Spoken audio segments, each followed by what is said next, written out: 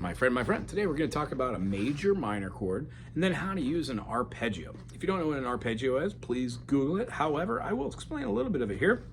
There are many ways you can make an arpeggio. Let's view everything today through the eyes of A major. We have A, B, C sharp, D, E, F sharp, G sharp, A. If you're not familiar with what I just did, that's called a major scale. And in the key of A, it has 3 sharps. Whenever you make any major a minor, you flatten the 3, 6, and 7.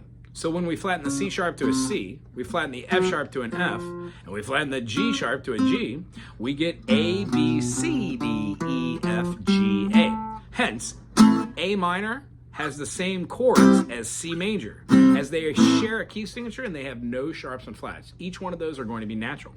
Well, in the key of A, the lending or leading tone is the T now, right before the resolution to A. And since all music is viewed through the eyes of the major, when we play the minor, we are simply adding the major 7th. Well, an arpeggio is a 1, 3, 5, 1, 3, 5, 1, 3, 5, over and over.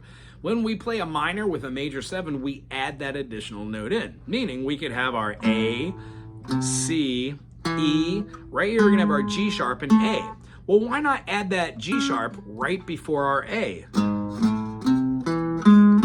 Gorgeous! So the idea behind this is if you can go, you've got the first feeling of having an A minor 7 or a minor major with having an arpeggio. Now, it just doesn't stay here with these arpeggios. The arpeggio right above it, we can move. Right? Above that, we can also move. Each one of these can be completed by playing it as a single line, or we can be moving them up. There are multiple ways to see how these notes flow around this fretboard. The best way to learn how to play arpeggios, at least from what I've understood, is how to know how to do your C major, G major, D major, A major, E major, B major, F sharp major, C sharp major. When practicing, this is called the circle fifths. When you establish what all your major scales are in every key, then you can alter those to get your minor.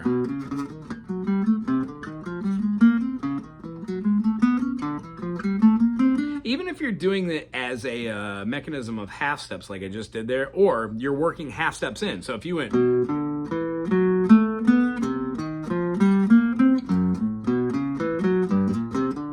what we're doing is doing the note right before it. So since that's our major 7, a really, really cool thing we can do is do lead-in notes.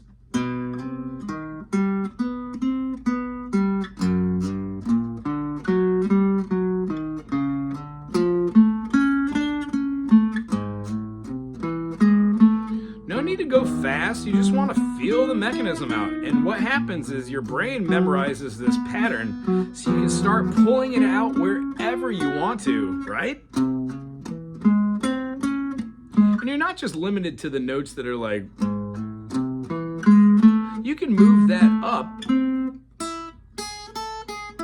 so you're completing lines. And the idea is you don't just want to play it in one order. The idea is to actually play this in different patterns. So maybe something like,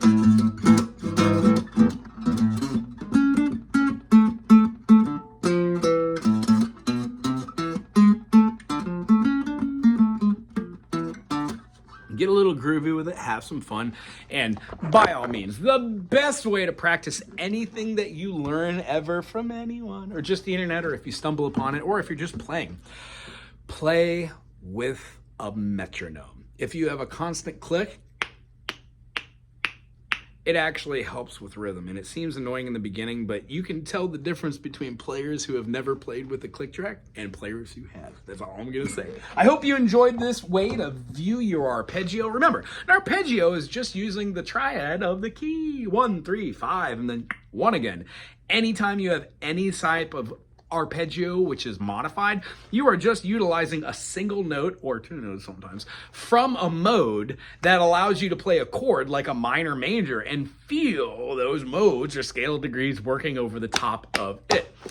And guess if you had a good time today, thumbs up, put something cool in the comment section, and subscribe to this channel for more useful music education jibba jabba. Aloha!